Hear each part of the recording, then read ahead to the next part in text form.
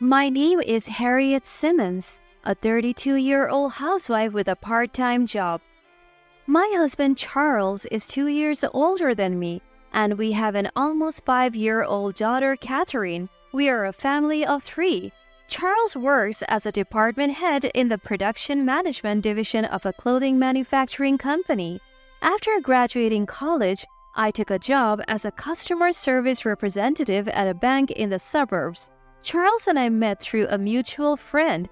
Compared to my outgoing personality, Charles was a bit reserved. He was the kind of guy who made you want to protect him. We dated for a year before he proposed and we got married. Catherine was born the following year. My mother came from a place well known for its matriarchal society. I guess I inherited that trait from her, as I tend to take the lead in our household. Now that Catherine has started kindergarten, I work part-time at a local grocery store about 3 times a week. My parents handed over their house to me after they retired early and relocated to a second-hand villa near a ski resort. The house we as a family currently live in is the one they bestowed. My father, who began making pizza as a hobby, even opened up with a small pizza shop. It's located along the main road and is doing fairly well. My mother is renowned for her crepes made with the flour used for pizza. Their establishment has an unusual reputation as a cafe where you can enjoy homemade pizza or a pizza place where you can have delicious crepes. While my parents enjoy a tranquil retirement, my in-laws, who live about 30 minutes away by car, are quite a handful. My mother-in-law comes from a noble family and my father-in-law was adopted into the family through marriage. Naturally, my mother-in-law is a dominant figure, adoring Charles, my husband, and their heir. My husband is unmistakably a mama's boy, frequently visiting his childhood home. My mother-in-law has been persistently urging us to give her a grandson. When Catherine and I visit, she barely acknowledges her granddaughter, constantly pushing me to quickly give birth to a boy. Even when I take my daughter for a visit, she has to reintroduce herself. "Grandma, my name is Catherine. Haven't you remembered it yet?"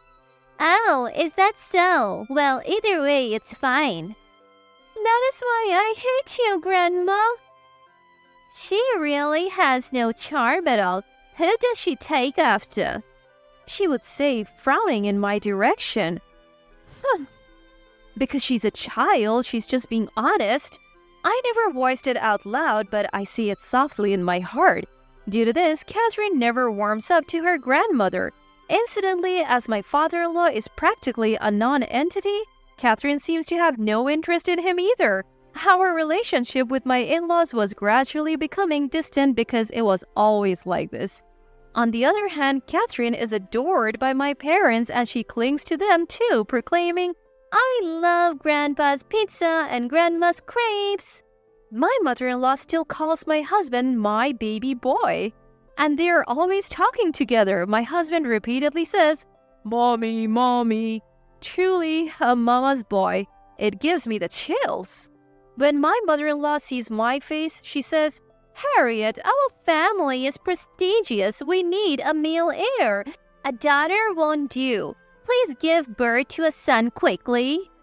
It's not easy to just give birth to a son, so I brush her off with all due respect, but then she would say, "The grandchild of our neighbor is a boy. They must be so happy to have a good daughter-in-law," and sighs, implying as if I am at fault. I don't care if they're a noble family or a prestigious family, they are just so outdated. As my father-in-law was adopted into the family, he just nods in agreement without opposing my mother-in-law. I endured this lifestyle because I love Catherine. However, my husband would start saying, "If only Catherine was a boy," whenever the opportunity arose. When I asked, "Isn't a girl good enough?" he would reply, "That's because my mommy says." And then my mother-in-law, who heard our exchange from my husband, would always call, "Why are you bullying my baby boy? Can't you cherish your husband even though you are his wife?" I would retaliate against such remarks. "Oh, do you cherish my father-in-law? I haven't heard his voice for a while now." "What did you say? You she-devil, if you bully my baby again, I won't let it go. If I'm a devil, then you're a demon. You should stop being so attached to your child. I was now at war with my mother-in-law. Then one day, my husband approached me with a discussion. My parents want to go on a trip, so I want to help them out a bit. He requested to arrange about $1,000. Where do you think we have that kind of money? You do know how much your salary is, don't you? Well, you understand, right? Even we want to go on a trip. I vented my usual frustrations on him. But both my parents are old now. Their legs will get weak soon and they won't be able to travel. They say they want to go to places they want to while they can. He's trying to appeal to my emotions by saying it's filial piety. I understand how you feel, but can't they manage with their own money? After arranging various travel items, it seems they didn't have enough for the actual travel expenses. It's their lack of planning that got them into this mess, just like you. But Harriet, don't you feel bad for them? Not at all. I'm not going to strain myself just to please them. Enough is enough. But there will be no buts or knees. I shut him down with a dad joke. Standing with my arms crossed, I towered over my husband who shrank in front of me. My daughter, Catherine, who had been watching the whole time, clapped her cute little hands saying, "Mama, you're so cool." In the end, Charles, unable to arrange the money himself, shifted the responsibility to me and phoned my mother-in-law. That useless wife of yours can't even do a little filial piety. She's not a real family member. Do something about it. She works part-time, doesn't she? She should have some savings. We don't have much time before the trip, so hurry up. Finally, unable to stand up to my scary mother-in-law, Charles quietly withdrew $1,000 from Catherine's account. When I found out, I was livid and stormed over to my in-laws' house. "Mother-in-law, I need to talk to you about the trip." "Oh, what's the matter all of a sudden? Don't play dumb. What do you mean by demanding travel money?" "Well, your husband willingly gave it as a part of filial piety, didn't he? What's wrong with that?" Right from the start, it was a total combat mode. He took it from our daughter's saving. You know, this isn't acceptable, right? I couldn't care less. She's going to be married off anyway. Spending money on her is a waste. What are you talking about? She is my precious child. Saving and spending money on our child is our responsibility. With a long-suffering expression, my mother-in-law retorted, "I can't believe we have such a woman as our daughter-in-law. She can't even bear an heir and is utterly useless at home. I didn't marry into your family. If you want an heir so badly, why don't you give birth to one?" With that, I stormed out of my in-laws' house. Anyway, I decided to make Charles repay that $1,000 from his pocket money. After their trip, my mother-in-law returned and summoned Charles and Catherine to their house. Though I was curious, my main concern was preparing for Catherine's 5th birthday. Planning a birthday party for a child this age is tricky. Who to invite? Obviously, I have to invite the children who invited Catherine to their parties. But there's a limit to how many people we can accommodate. Plus, what about food? And I still have to think about a present for Catherine. And our family party at night. My brain was at its limit. Oh, my brain needs sugar. I need to replenish the glucose. So I ate 3 of my favorite puddings and managed to devise a plan. Just as I was feeling a bit relieved, Charles and Catherine returned from my in-laws. But to my surprise, my usually lively daughter suddenly retreated to her room. When I asked Charles what happened, he responded, "Nothing, really." No, something's wrong.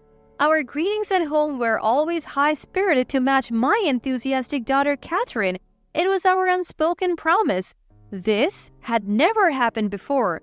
When I went to check on Catherine, she was sobbing. "What happened? Grandma told me that I am unwanted and shouldn't come home, so I had to stay outside all the time." What? I couldn't believe what had happened. "I was given a bottle of water, so I had to stay outside, even though it was really hot." "And where was your dad?" Dad was inside eating watermelon with Grandma. What? I stormed out of the room and confronted Charles. What's going on? Why did you leave Catherine outside in this heat? Aren't you ashamed as a father, as a human, to be comfortable while your child is suffering? My anger erupted, but unusually, Charles was defiant. She was just noisy, so I made her stay outside. I made sure she stayed hydrated, so what's the problem? This is unacceptable. It's normal for kids to be a bit noisy. As I raised my voice even more, Charles tried to change the topic. Among our relatives' children, Catherine is the only noisy one. Maybe girls really aren't good. My mommy also said this. She wants a boy soon. What are you even talking about? It doesn't matter if we get a boy or a girl. Babies are a gift from above. Today, Charles seemed unusually authoritative. Influenced by his mother, perhaps? If you're going to act like this, I might consider divorce. You would go that far? My body started shaking with anger. I never knew he could be this kind of man. My mommy said divorce that devil of a wife soon and find a younger one. I'm starting to think she might be right. I see. I have thoughts of my own. But remember, Catherine's birthday is coming up. I want you to celebrate it properly. All right, let's both cool our heads and talk later. I realized unexpectedly how Charles and my in-laws truly think. I couldn't master the energy to cook dinner that day, so Catherine and I ate at a nearby diner. Charles said he was going back to his parents' place and drove off again. Later, he contacted me saying that he would be staying at his parents' place for a while and would return for Catherine's birthday. I lied to Catherine, saying, Daddy went home because Grandma is sick. Catherine responded, as if she was trying to understand in her own way. I revealed everything that had happened to my parents. Put the happiness of your child first. If she's happy, then you will be happy, right? We are on your side, Harriet and Catherine. If you want, you can come here. No, we would be delighted to see our granddaughter every day. My father responded with a smile. My parents' house has plenty of space for us to move back in. Catherine's school is a bit far, but it should be fine. More than anything, the nature there is superb. Even if we end up separating, the word divorce floated in my head. Then came Catherine's birthday. I had informed Charles about the party and its starting time. We had planned to have a birthday party with Catherine's friends during the day and a family party at night. However, Charles did not return even when the scheduled time arrived. Daddy is late, isn't he? What happened? Catherine asked. Well, Daddy's busy, so he might be a bit late. I replied, even though I thought he was much too late. About an hour past the scheduled time, I found it peculiar and called Charles. What's going on? Aren't you coming home yet? Oh, it's you. What's up at this hour? He responded. What do you mean, what's up? Today is Catherine's birthday. You said you would come. Catherine is waiting for you without touching her food. Oh, right. I forgot about that. His response seemed a little tipsy and frivolous. Right now, I'm in Australia with Mom. We're staying at a resort hotel and enjoying a luxurious vacation per her wish. We plan to be here for 3 weeks. By the way, the wine in Australia is surprisingly good. Wait, what? Australia? What are you thinking for getting Catherine's birthday? Oh, who cares about that? I don't care. As if to cover for Charles's outrageous comment, I heard my mother-in-law's voice. Who's that? The demon wife? Just ignore her. We don't need the useless woman who can't give birth to a boy anymore. Charles took that as a cue and said, I think the same. I'm considering a divorce and decided to have an extravagant family vacation. We're having a good time, so stop calling. Then he hung up. What just happened? With a bad feeling, I checked our joint bank account. What is this? The balance was zero. Almost 300,000 of savings had been withdrawn. He used this money to go to Australia with his parents?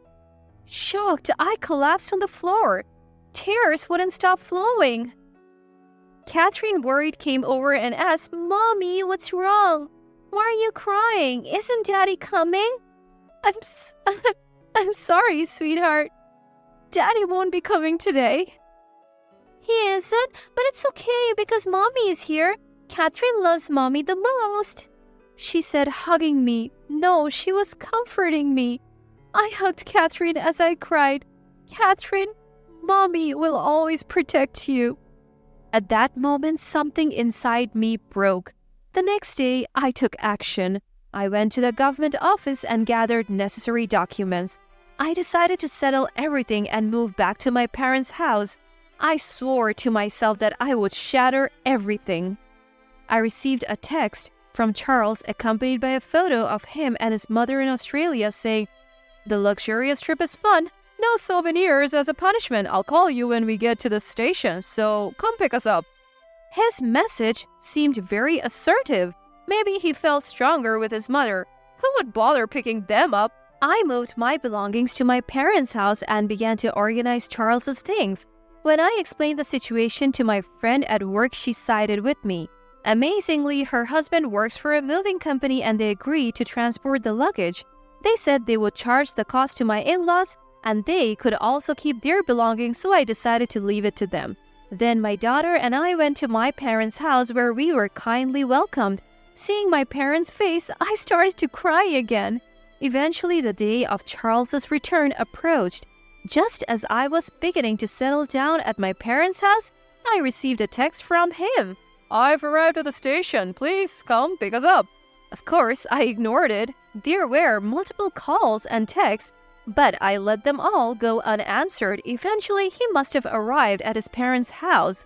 I received a call from the landline. Thinking it was about time, I answered the phone. "Why aren't you answering my calls despite the numerous attempts? Explain yourselves." "I'm done. I have lost all desire to continue being your wife. Let's get a divorce as you wished." "Wait, are you serious? Divorce? You mean divorce?" "Seems like that's what you and your precious mommy want." "What? Anyway, let's come down and talk this over when I get home." After the call ended with that exchange, the phone rang again immediately. "Hey, a truck from the moving company is at my parents' house and they're unloading tons of luggage. What's this all about?" "Oh, that's your stuff. I thought you'd be returning soon, so I had it delivered. Please make sure to pay for the delivery charge and storage fees. Packing was a lot of work, but I'll consider that a service." "Stop joking around. Calm down. I'm heading over there now." And then he hung up. My daughter and I ate my mother's homemade crepes and excitedly awaited the moment. Looking at the wall clock, just as I thought it was about time, the phone rang. "Hello?" "Hey, I just got home and there's nothing here." "Oh, doesn't it look nice and clean?" "No. What is this? I don't understand. Where are you? Is Catherine with you?" Charles, who had returned to our house, was stunned to see it completely empty. "Yes, Catherine is with me. Say hi to Daddy, sweetheart." "Hello? Catherine is having grandma's crepes." "Are you at your mother's house?" "Yes, that's right. We had pizza for lunch. It was yummy." After taking the phone back from Catherine, I said, "A lawyer will contact you about the divorce soon, so be prepared." "No, before that, what happened here? The house is gone and the place has turned into an empty lot." It seemed Charles was surprised about something else. "I sold it. The land fetched a decent price, but the house wasn't worth much.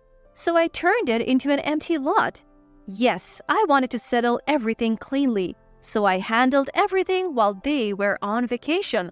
"What did you do with the money from selling the land? I had the right to receive some of it." "The land was inherited by me before we got married, so you don't have any rights to it. It's my personal asset." "So what will happen to Catherine?" Moving on to the question of custody. You have the nerve to ask that even after leaving your child alone like that? If I leave Catherine with you, her life will be at risk. I will have custody, you will need to pay child support, and also I will be requesting a fair distribution of assets. I can't believe you squandered our savings. I will claim that amount back. Let's discuss this with our lawyers." "What's going to happen to me?" he asked. "Who do you think you're asking that question?" I couldn't care less. Just like your beloved mother told you, go find a young woman to bear your heir." We're not even divorced yet. Tell that to my lawyer. Not wanting to deal with him anymore. I want you to know, I have no intention of reconciling with you now. I'm going to start preparing dinner, so goodbye. I said and hung up. Mom, you're so cool. Catherine clapped her hands. Then we started the divorce negotiations and I left everything to my lawyer. As expected, he brought his mother along. She insisted that everything was my fault and that her darling Charles was innocent. I discussed it thoroughly with my lawyer and I decided not to demand alimony, but I asked for a share of the assets, including the misappropriated amount and child support for Catherine. Charles was complaining, but when I threatened to take it to family court, if we couldn't reach an argument, he reluctantly accepted. My ex-parents-in-law sold their house to pay off the settlement and child support, which I received in a lump sum. Once things had settled, Catherine started attending a new kindergarten and made new friends. She's growing up to be a strong and lively child nurtured by the rich nature around us. Thanks to my previous experience as a bank employee, I found work at a local agricultural cooperative. I have become good friends with local farmers and sometimes they give me vegetables. And then one day, some old friend from where we used to live visited and told me about Charles. Apparently, he is doing as his mother told him and is actively seeking a young woman to marry. He was persistently hitting on a young woman at his workplace, but his creepiness and insistence caused all the women there to despise him, and he ended up quitting his job.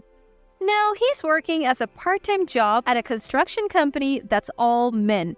It seems he's developed a fear of women. My ex-mother-in-law is still pushing her son to remarry for the sake of family continuity. But there can't be many women who would marry a part-timer with a fear of women.